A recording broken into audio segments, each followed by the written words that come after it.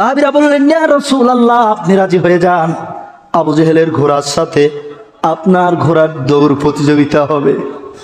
নবীজি আস্তে করে আবু বকর, ওমর, ওসমানকে ডাক দিয়ে বলে, শোনো, আমার ঘোড়া তো অত্যন্ত দুর্বল।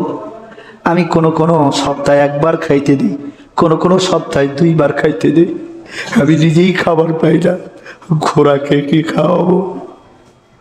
আমার মেয়ে ফাতেমা ওখানে থাকে, আমার হাসান হুসাইন ওখানে থাকে, আমার আওলাদ না খেয়ে থাকে। আমি কেমনে